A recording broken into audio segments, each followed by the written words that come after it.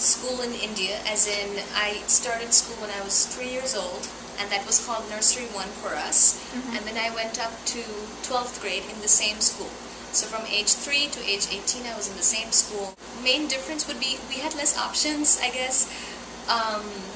We just had to take certain subjects till certain classes, till certain grade, and then around 10th grade was when I had to decide whether I want to choose science or arts or commerce or what, and I chose science. And after that, I focused mainly on the science subjects. You can take any class you want. You know, that's something I wasn't going to get in India. Like in India, you pick your classes according to your major. You cannot just go and do any class you want and stuff like that. So I can take any class I want here. If I'm good, I can get an opportunity if it's allowed, if it's, you know, foreign, open to internationals. So yeah, I think there are a lot of opportunities for a science major here, and I like in France you have a fixed curriculum, so when you decide to go to university for a specific diploma, let's say psychology, you will have a set curriculum of classes you have to take in a set order of time. So you cannot even choose when you do the classes. If you have to take intro to something, you have to take it in a specific semester. You don't have the choice. You cannot say, oh, I'll take it next semester. If you fail a class, you have to redo your entire year, because you cannot just say, oh, I'll go forward and take the classes and still take the class I failed. You have to redo everything of that year. So that's one of the big differences. We spend between 20 and 40 hours of in class per week. 20 hours, which is usually the minimum you can get, is considered a really low number of hours of class. 40 is for bigger diplomas, engineering, business, that has a lot more a bigger class load. But that's normal to spend 40 hours of class if you're an engineering student. Then you have your homework outside of the class, but you still spend a lot of time in the classroom. You don't really need to cite things, especially in France. We don't have that many papers to turn in. So it's the way we're graded is we have one final exam that will be just reciting everything that has been said. The teacher in his lecture might cite different authors that he knows. Those are going to be your reference. You can or you cannot. Maybe you were smart enough to go and check out the book and look if the citation is good or if you should do some more research. But most of the people will just take what the teacher says for granted and just recite them in their final exam. But since you don't have to turn in papers, you don't really need to go and get outside information. In some university, you don't even have to show up to class. You can register and just show up to the final exam and take the final exam and still get your diploma. There is no attendance policy. You don't have to be in class to get points. Here, it's really, you do 2 absences, you're out, you get a letter grade off your final grade. In France, it's way easier for people, but that's only for the big public universities. Private universities and private schools like business schools, engineering schools will have a stricter policy. Most of my classes in France I spend with the same people, so after a while you get used to the people and you talk to them and you make friends with them. And in a US university, you're always with new people, and it's really hard to start a conversation because right when the class is over, they'll go to their next class. They don't really have time to stay and chat with you. So a big challenge is to make American friends, and you will tend to go and talk with the other internationals who are in the exact same position. Egypt has the largest education system in the Middle East and North Africa. Speaking about the number of people, number of students, and the number of universities and schools involved in the education process. And I would say that one of the main differences between Egypt and US is the mass education versus more selective education. So in Egypt, the education is free and available for everybody, through all levels of education. The idea is that you have all of these many students going into the system, and statistically speaking, actually, all what is going to happen is that after this, out of this large pool of people, actually, what you're going to end up with is that a certain portion of highly educated, talented graduates is going to be there. That's compared to the more selective education here in the US, where you have all of these tuition fees, you have very rigorous application process that you need to go through. So it's a trade-off between those things. The benefit actually of having this mass education that is available for everybody, especially the underprivileged people, so everybody has a chance to go and get educated, even up to the higher education. But at the same time, you have this trade-off, because speaking about resources, you're not going to have all of the resources. Speaking about the allocated resources per student, actually, it isn't going to be the same as here in the US. One of the things actually about the difference in education is that I believe, like in Egypt, it's more about getting to know a lot in your major. Like there is a hardcore science that you're getting, there's a lot of information that you need to know, and it's all related to your major actually. And one of the interesting things is that usually we don't have like textbooks in Egypt, it's more like lecture notes, and for these lecture notes it's like a compiled information from many textbooks.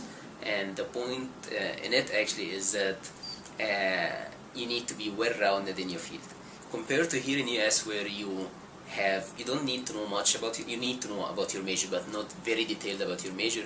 But you still have a greater chance to have minors, and you have a greater chance to get more, to build your own character through more interpersonal skills related stuff. So I would say this is one of the main differences.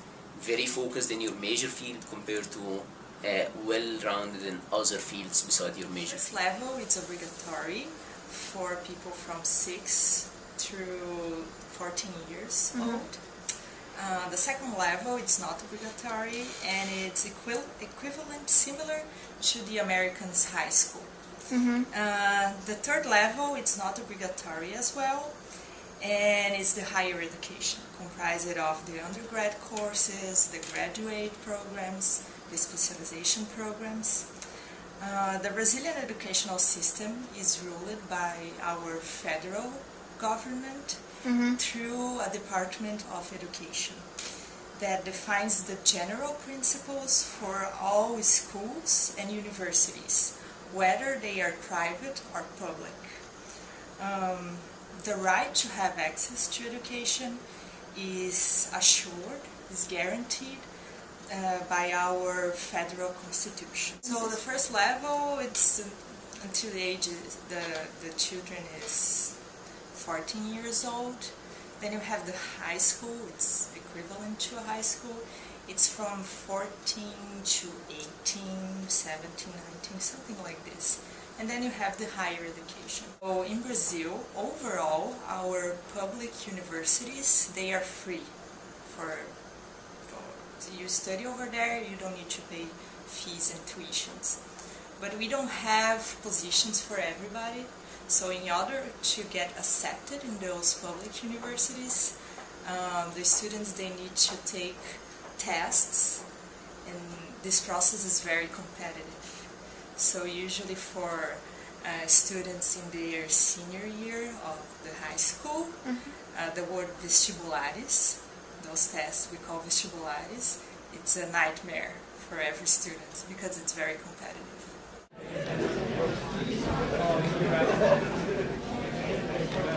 The biggest difference, I think, is that in China you have to, the only thing you want to focus on is the final exam, because that's 80% of your final score. So basically you don't have to work very hard from the beginning. You just have to work very hard for the final exam. But in US, in SSU, you have to work hard through the very beginning to the very end, because there's a lot of exams, course project, or quizzes throughout the whole semester that all counts for your final score. As a student at an American university, one of the biggest challenge I faced was the amount of homework I was given to do outside of the class. As I said previously, in France most of the work happens in the classroom. In the United States, most of the work happens outside the classroom when you do your own side research about the topic, when you write papers, when you do some reading. I had never read that many pages in my entire life before I came here for a year. It's just so much reading. Having 100 pages to read every night was a light homework for me. Just 100 pages, when it just in France, having 30 pages to read in a week is too much. Here, it was 100 pages per day, which is a lot. So sometimes I just ended up not doing the readings and realized it was penalizing me for the next class, because most of the class is about talking about the readings. Homeworks, the amount of homeworks that need to be solved here, the amount of homeworks that is given in classes here in US. Usually it's, for us, it's more about you take the class and you have a lot of information that you need to study actually, which doesn't give you enough time even to solve homeworks. But the other thing actually is that homeworks get you more focused on solving the problems, on solving specific problems, I would say, while people actually in Egypt are more like freedom about the problems that we solve. I would say so in Egypt, if you then give the students a certain specific problems to solve, they are going to solve much more problems, and again by themselves, not in a team. But when you start telling them you need to go and solve these problems specifically, and there is a deadline that need to be met, things are going to get different. So I would say it has these two separate parts about freedom of solving versus not freedom of solving certain problems, and the other part of it actually I would say is about deadlines.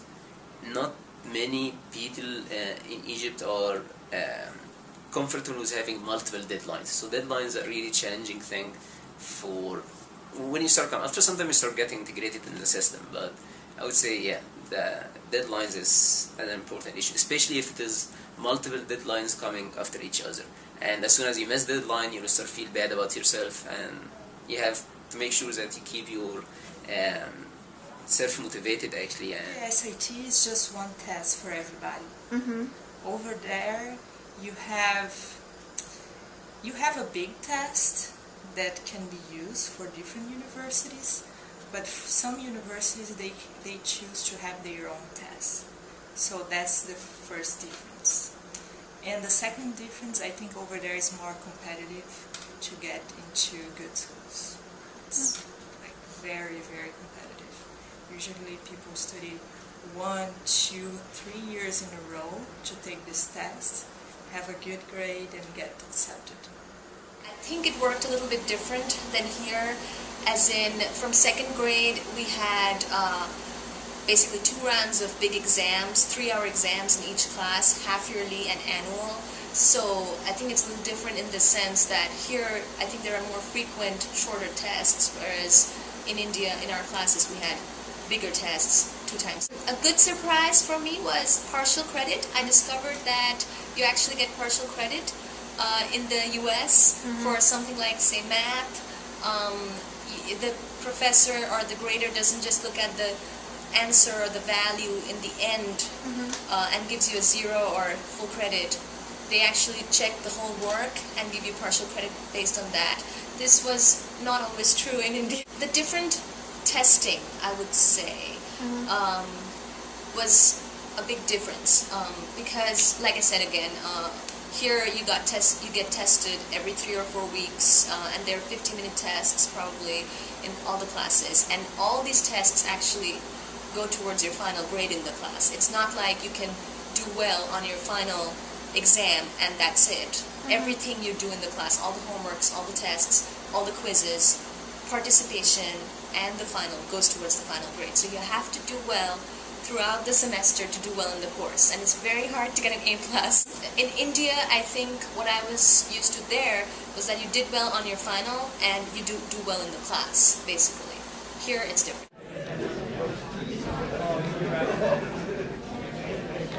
There's a difference in the relationship between the student and the teachers here.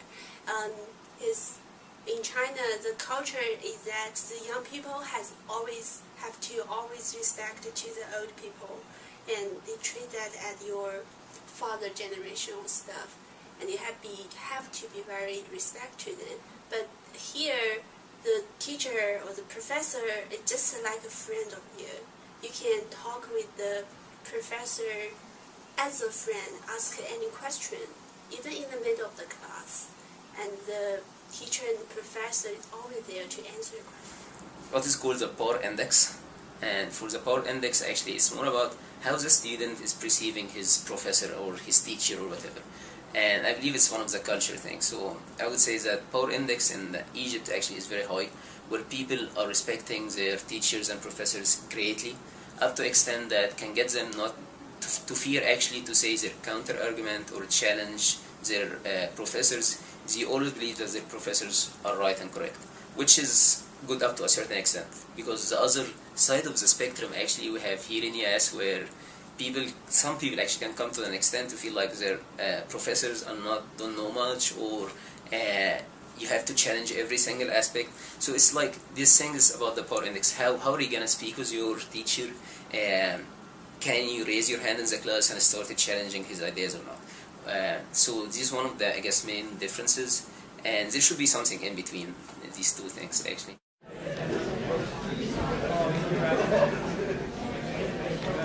In China, there's not that much opportunity for teamwork, but here a lot of professors want you to finish your homework or course project with a partner, and you can always see a lot of study group discussing the library.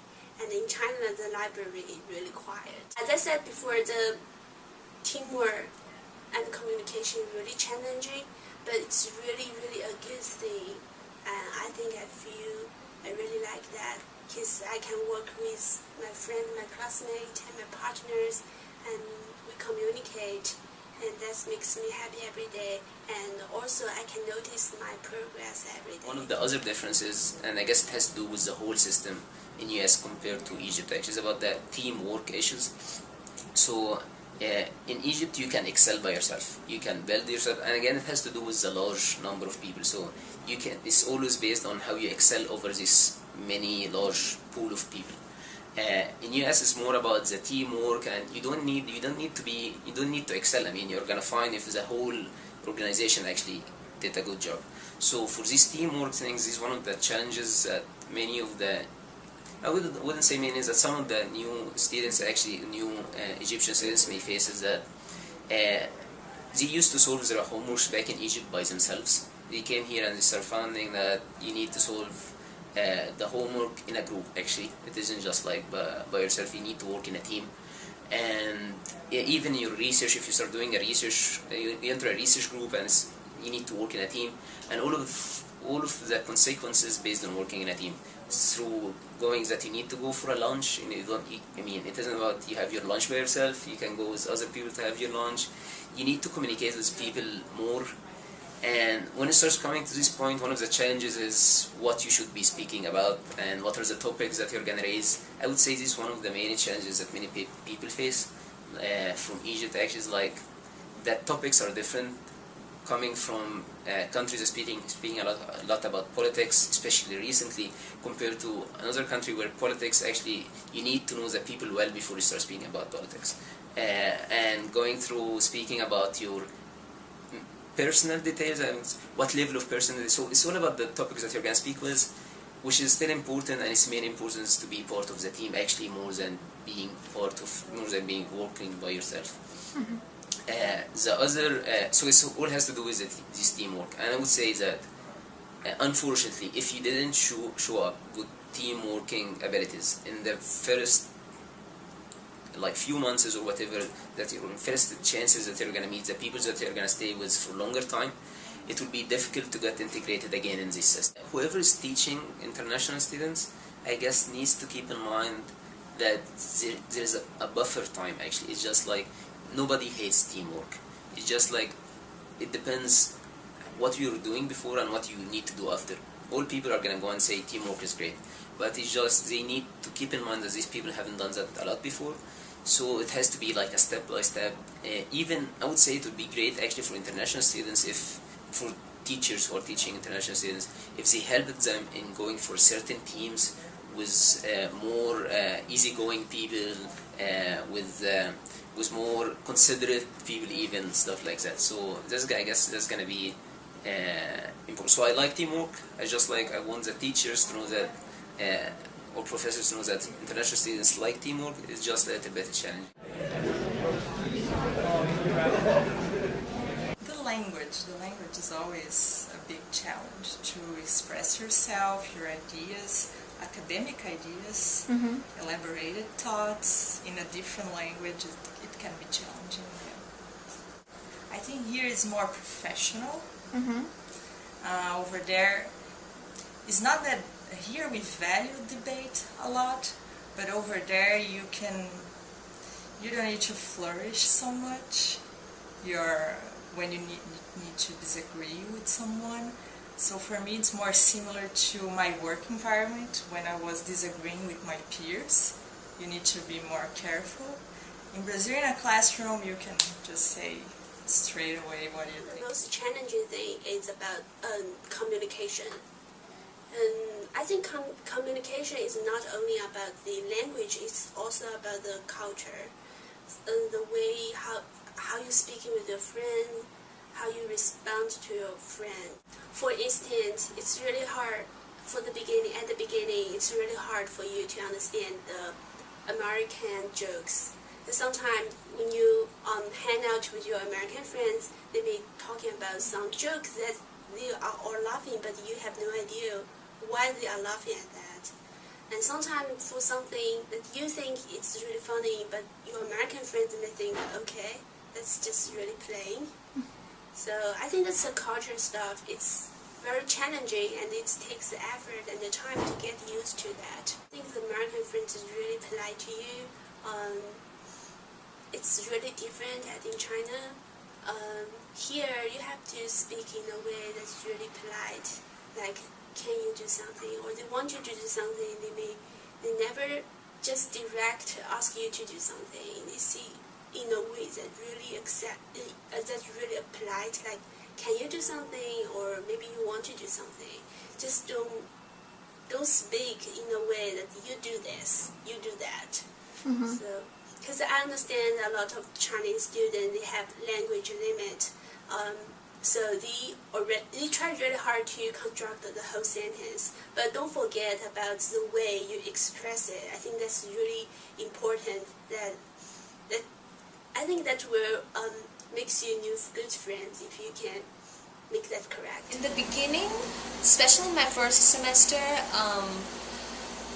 the professors in the classes use these different terms for the same thing. So American English is not the same as English, and I learned English or British English in India. So, for example, in one music class, the professor said we were playing the keyboard, and he said, oh, and put your pinky finger on this, and I did not know what the pinky finger was, because we called this the little finger, not the pinky.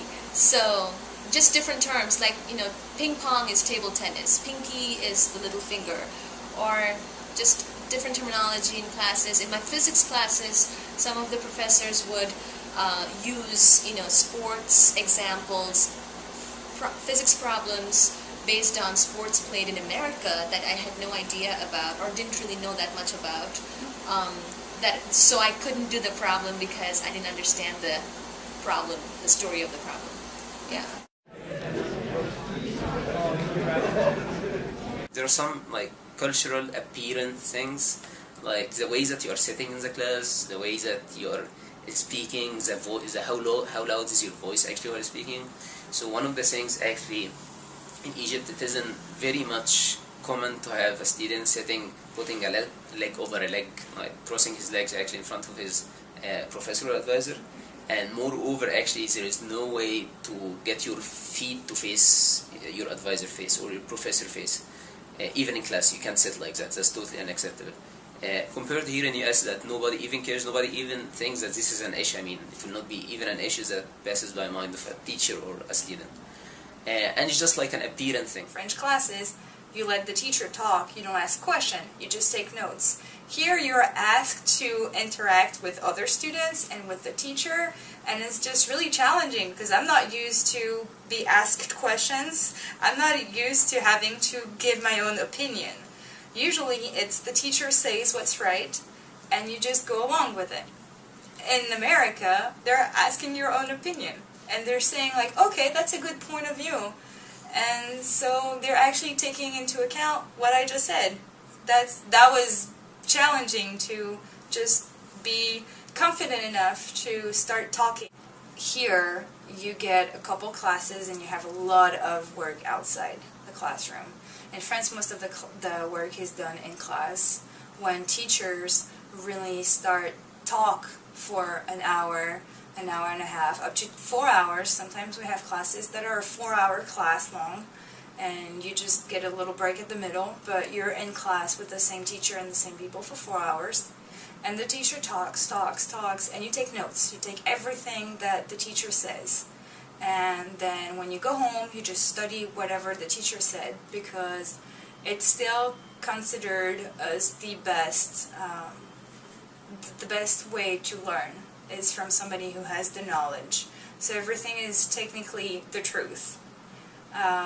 So the teacher talks and you learn what he said, and that will be part of your final exam, is that you're going to be asked questions and you're going to be asked to say word for word what the teacher said in his lecture. And if you don't say what the teacher said, then that will not be good. In France, for example, or even everywhere in Europe, it would not be something normal to come to school with sweatpants or just running shorts and running shoes. They would expect you to be at the gym in that kind of clothes. You will be wearing, everybody dresses up, but it's considered as dress down in Europe. To adapt to the educational culture here, the expectations and the behaviors inside the classroom, it's very different from my university in Brazil. Because Brazil is big, as the US is big as well, so we have different educational cultures.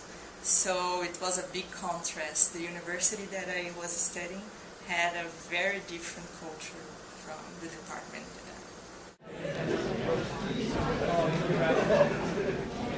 What is the thing that you like the most about studying in the U.S.? Well, for this specifically university that I'm studying, I like the diversity. Having the chance to meet people from all over the world is a very positive point. It's very nice. We don't really have campuses in France. It's more, for example, my university, the University of Lille, has buildings scattered around the city and even outside the city in adjacent cities.